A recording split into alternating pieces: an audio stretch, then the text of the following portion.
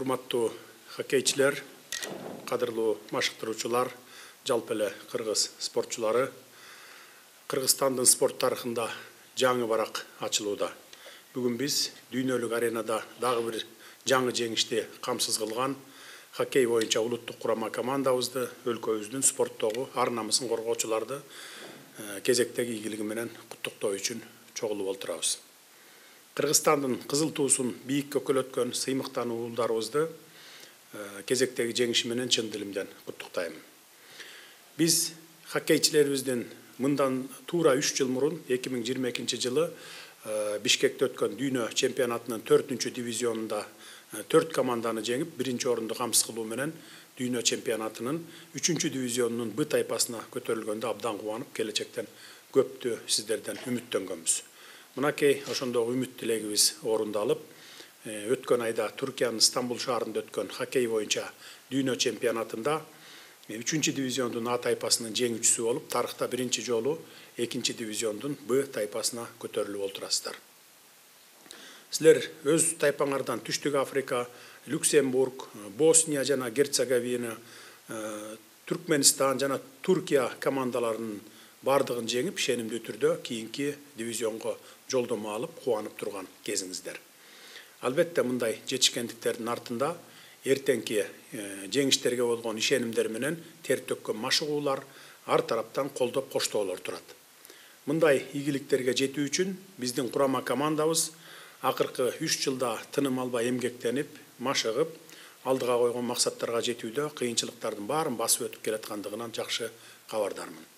2023 жылы Босния жана Герцеговина мамлекетинин Сараево шаарында өткөн дүйнө чемпионатында 3-чү дивизиондун Б тайпасынан биздин курама командабыз бардык 5 оюнун жеңип, дүйнө чемпионатынын 3-чү дивизионунун А тайпасына өттүңөр эле. Ал эми 2024 жылы Бишкек шаарында өткөн дүйнө чемпионатында 3-чү дивизиондун А тайпасындагы оюндарында 2-чи дивизионго чыгуу үчүн мүмкүнчүлүгүнө ээ болбой жеңилүү ызасында тартып калгансыңар. Бирок сынган жоксуңар, кайрадан чыйралып, катуу даярданып, мына быйылкы өткөн дүйнө биринчилигинде 2-чи дивизиондун Б тайпасына чыгып олтурасыңар, азаматтар демекчимин. Эсиңиздерде болсо, 2022 жылы дүйнө чемпионатынын 3-чү дивизионуна чыкканда мен силер менен жолугуп, кийинки дивизиондорго чыгууга, жеңиштерге жетүүгө ар тараптан колдоо көрсөтөм деп убада бердим эле. Силер дагы чоң жоопкерчиликти сезүү менен тыкыр даярдык көрүп, натыйжа жараттыңар. Бүгүн ошол силердин жеңишиңердин артынан берилген убаданын аркасында бул иш-чара уюштурулуп отурат. Биз мамлекетибиздин туусун эл аралык майданда бийик көкөлөткөн эр азаматтарыбызды дайыма колдоого алып турабыз. Атын атаса куту сүйүнөт дейт биздин ата-бабаларыбыз. Анын сыңарындай бүгүнкү салтанаттуу жолугушуубузда айрым хоккейчилерибиздин өзгөчө ийгиликтерин баса белгилеп айта кетейин. Исламбек Абдыраев Мелдештин эң мыкты чабуулчу наамына ээ болду. Кузьма Терентьев бардык өлкөлөрдүн өкүлдөрүнүн уюштуруучу комитетинин жана турнир төрагасынын добуш берүүсүнүн негизинде эң мыкты коргоочу деп табылды. Мамед Сайфулов команданын капитаны, Мелдеш учурунда эң көп упай топтогон оюнчу аталды. Ошондой эле дүйнө чемпионатында 18 шайба киргизүү менен Израиль спортчусунун рекордун жаңылады. Уважаемые игроки и тренерский состав национальной сборной Кыргызстана по хоккею, с великой радостью и гордостью я поздравляю вас, нашу доблестную сборную по хоккею, с блестящей победой в группе А 3-го дивизиона чемпионата мира. Благодаря вашему упорству, труду и командному духу Кыргызстан впервые в своей истории поднялся в группу Б 2-го дивизиона чемпионата мира.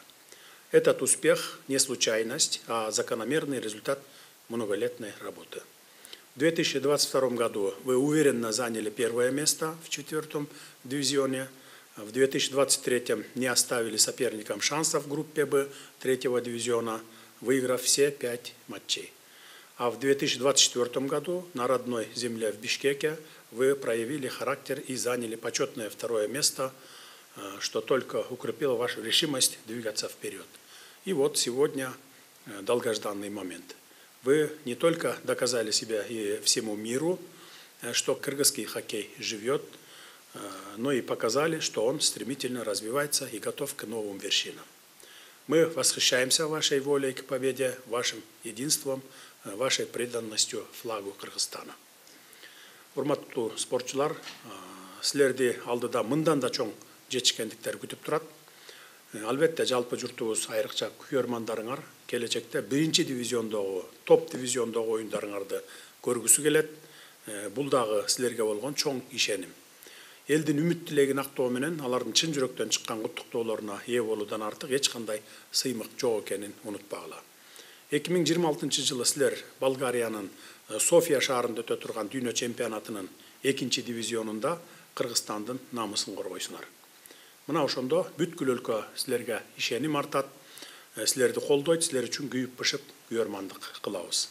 Ошондо да өзүңөрдүн мыктылыгыңарды көрсөтүп, жеңишке жетип, артыңардан силердей хоккейчи болом деп келаткан миңдеген уландардын бир кезде мен дагы кыргыз туусун бийик көтөрөм деген ой кыялын ишке ашырууга себепкер болушуңуздар керек.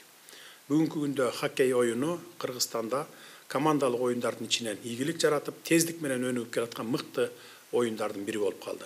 Хоккей боюнча улуттук командабыздын 2022 жылдан тарта дүйнө чемпионатына расмий катышып, кыска мөөнөттүн ичинде 4-чү дивизиондон 2-чи дивизионго көтөрүлө алгандыгынын өзү эле бул чоң жетишкендик десек болот. Мына ошондуктан спортчу катары улуу жеңиштерге жетелеген даңктуу жолдо Кыргызстандын намысы деп келаткан федерация жетекчилигине, машыктыруучулар штабына, медицина кызматкерлери менен техникалык персоналдарга баарыңыздарга ыраазычылыгымды билдирем. Мамлекет катары спорт түрлөрүн, анын ичинде хоккейди мындан ары дагы колдоого ала беребиз. Деги эле өлкөбүздүн спорттук инфратүзүмүн модернизациялоо жана келечекте чемпиондорду чыгаруу үчүн бардык шарттарды түзүүгө болгон күч аракетибизди жумшайбыз. Ошондуктан бул жолку жеңишиңер силердин келечекте спорт майданындагы чоң сапарыңардын башталышы гана болсун деп тилейли. Мен силердин ден соолугуңар чың, эркиңер бекем жана мекенчил болушуңарды каалаймын.